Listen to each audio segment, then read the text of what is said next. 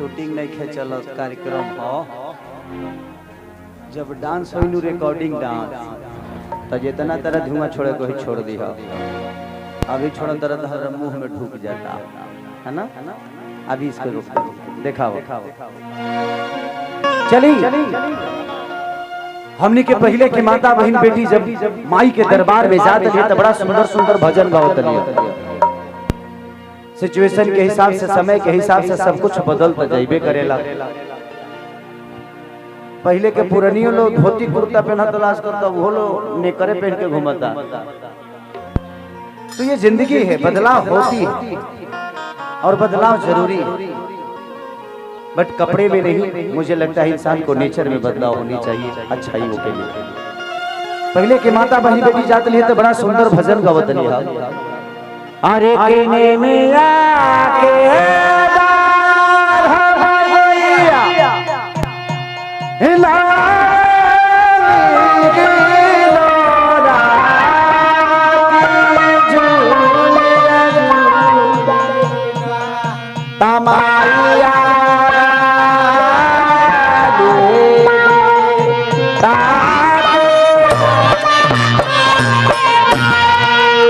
लेकिन आजो कल लड़की गावत तरी जींस पैंट पहन ले तरी से टी शर्ट पहन ले तरी से ट्रैक्टर के गियर खाली सैंडल लगा ले तरी से दुर्गा जी के मंदिर में चल जा तरी से कह तरी से हेलो दुर्गा माँ मैं बाद में आके पूजा करती हूँ, अभी एनिमल देखने जा रही हूँ। माई कह तरी की सफा जानवर भी अकारी तो का कहले बनी।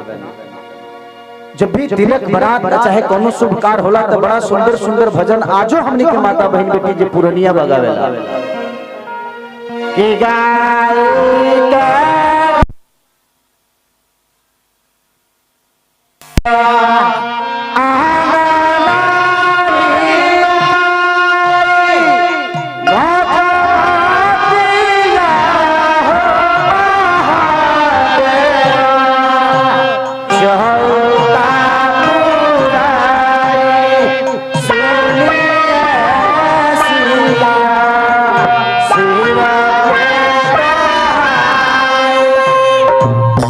चौका बैठा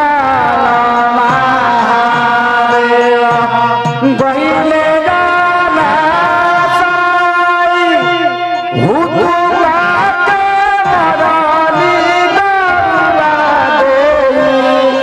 दिहानी जगाई सुनिए शिवा शिवा पहले के मेहरारू आजकल वाली का तरीका कि फलाना भड़ू आया है इधर बैठा है तो का कहले बनी। समय के साथ सब कुछ बदल जाता है। लेकिन एक भजन से सेवा भी जल्दी कि जो मैं बहाती मैया अरे बन के कोयलिया कि जो मैं बहाती मैया अरे बन के कोयलिया तक उठाती मैया अंगने में उठाती मैया तोरे अंगने में जो मेरा हाथ मैया बन के कोयलिया जो मेरा हाथ मैया बन के कोयलिया उठाती मैया तोरे अंगने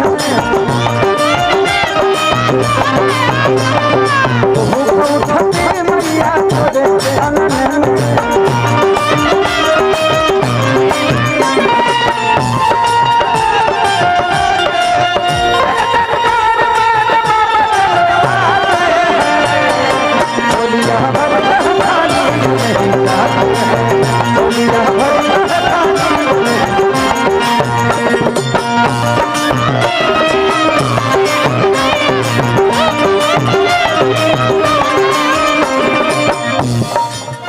और कहती सिकिया के बिन बिन आसन लगई थी वही पे आई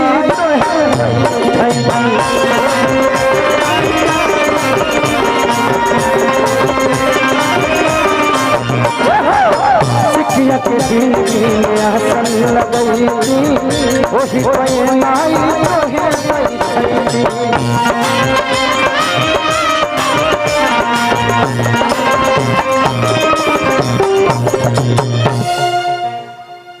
का हो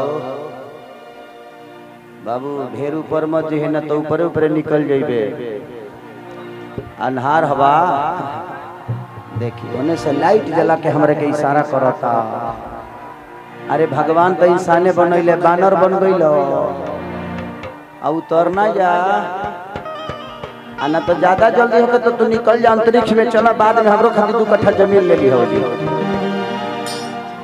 क्या कहल जा एक से काल धरती पर लोग बा तकहू को उठाती मैया तोरे अंगने में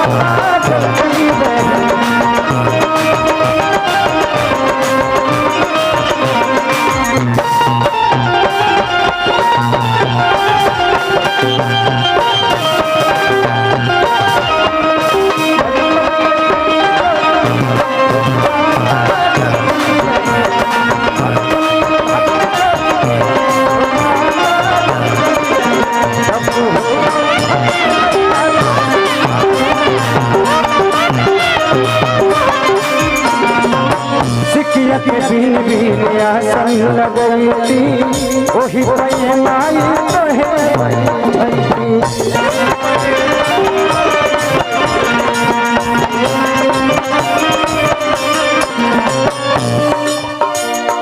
तो जो में रहत मैया अरे पाँव के पजनिया जो में रहत मैया पाँव के पजनिया तो क्षमा को उठाती मैया तोरे अंगने में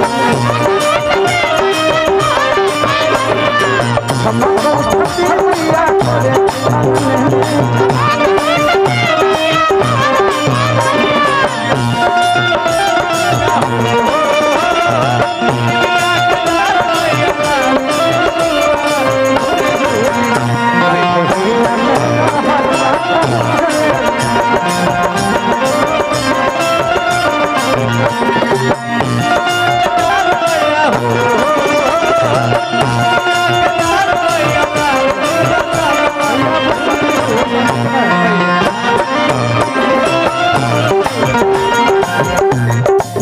आपके गांव में भैया हैं खेसारी भैया और आप लोग यही करेंगे।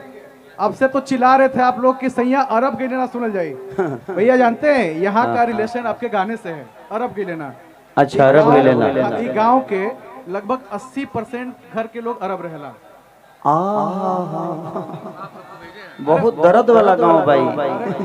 ओकरो खातिर भाई लोग शांत हो जा, बढ़िया सुना जा। अच्छा यहाँ सबसे ज्यादा अरब में लोग हैं, विदेश ज्यादा लोग हैं क्या इस गांव के? अरब अरब ओके कहत नहीं अरब सऊदी रे भौजी। ठीक बा चिंता मत करो लोग। एक्चुअली शादी ब्याह के माहौल बा, बहुत सारी माता बहन बेटी बैठी हैं, हमरा सब कुछ गावे आवेला।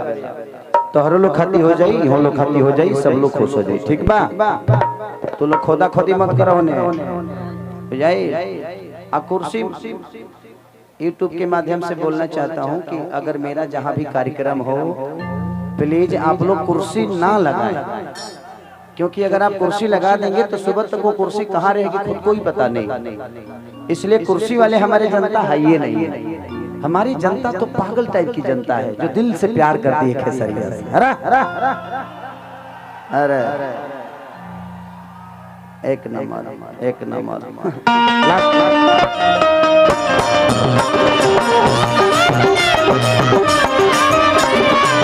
लास्ट में कहत चले तुम खेसारी तोहके पुतारे अइले दरदिया कसिया पुआरे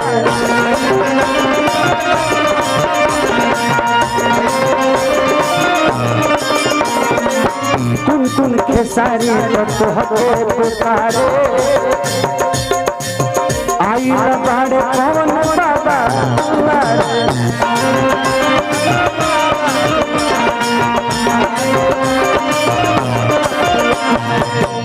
तो जो मेरा हाथ मैया तोहर माथे के बिंदिया